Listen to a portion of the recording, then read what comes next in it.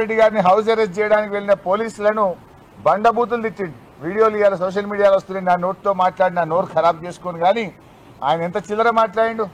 ఎవడ్రా అని పోలీసులను పట్టుకొని బయటకు వచ్చి పోలీసులను నానా బూతులు తిట్టిండు ఈ రేవంత్ రెడ్డి. కానీ మేమేమో సహకరిస్తూ ఉన్నాం.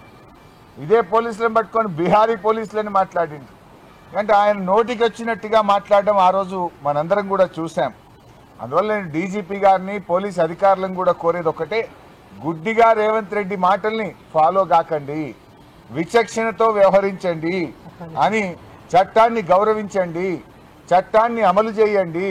తప్పులు చేయమని చెప్తే అది ప్రభుత్వ పెద్దలైనా ఎవరైనా మీరు చేయకుండా నిష్పక్షపాతంగా న్యాయబద్ధంగా వ్యవహరించాలని డీజీపీని పోలీసు ఉన్నతాధికారులను కూడా నేను కోరుతా ఉన్నా. ఇవాళ రాహుల్ గాంధీ గారు ఆయన ఏదో అమెరికాలో తిరుగుతూ ఉన్నట్టున్నాడు. అమెరికాలో పోయి లెక్చర్లు ఇస్తుండు రాహుల్ గాంధీ గారు. ఏమని?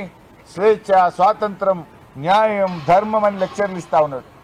అయ్యా రాహుల్ గాంధీ గారు, నువ్వు అమెరికాలో లెక్చర్లు తర్వాత ఇద్దు, కానీ నీ కాంగ్రెస్ పాలనలో ఉన్న తెలంగాణ రాష్ట్రంలో జరుగుతున్న అణిచివేతలను, ఆంక్షలను, రాజ్యాంగ ఉల్లంఘనల గురించి మాట్లాడాలని చెప్పి నేను రాహుల్ గాంధీ గారిని డిమాండ్ చేస్తూ ఉన్నా.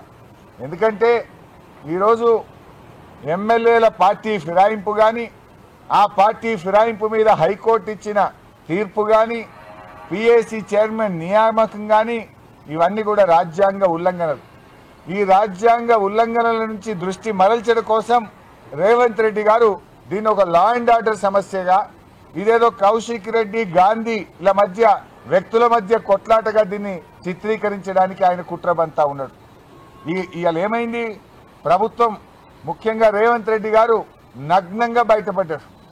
పార్టీ ఫిరాయింపుల మీద హైకోర్టు మొటికాయలు వేసింది.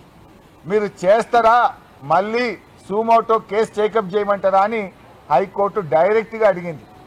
దాని నుంచి దృష్టి మరల్చడానికి కౌశిక్ రెడ్డి గారి మీద అటాక్ చేయించి, ఇది రాజ్యాంగ ఉల్లంఘన కాదు, ఇదేదో లా అండ్ ఆర్డర్ సమస్యగా తీర్చిదిద్దే విధంగా రేవంత్ రెడ్డి గారు కుట్ర చేస్తూ ఉన్నారు.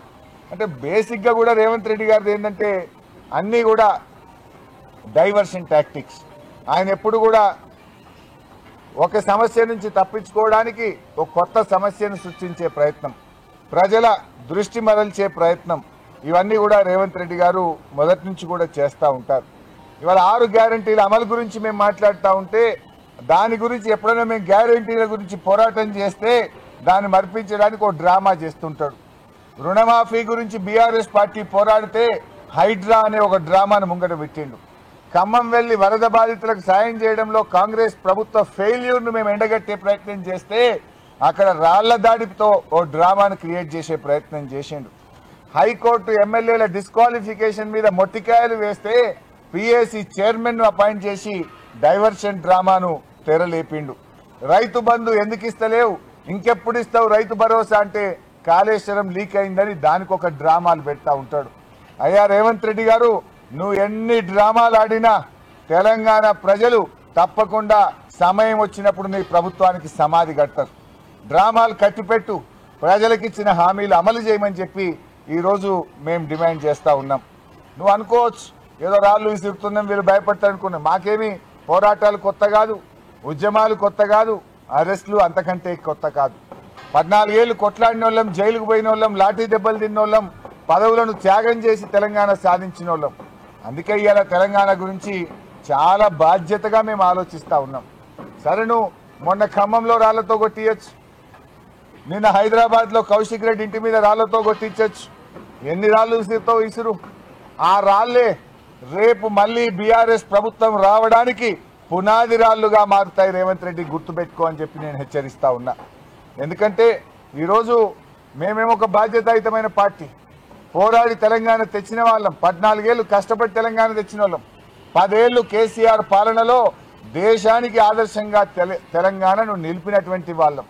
అందుకే మీరు మొన్న చూస్తే 16వ ఆర్థిక సంఘం వస్తే రాష్ట్రానికి మేము రాష్ట్ర ప్రభుత్వం గురించి మాట్లాడలే.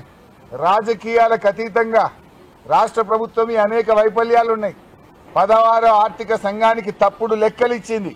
కానీ రాష్ట్ర ప్రయోజనాల కోసం ఆర్థిక సంఘం ముందు రాష్ట్రం పరువు తీయొద్దని చెప్పి మేము చాలా బాధ్యతాయుతంగా ప్రభుత్వం కంటే బలమైనటువంటి వాదనను 16వ ఆర్థిక సంఘం ముందు వినిపించాం.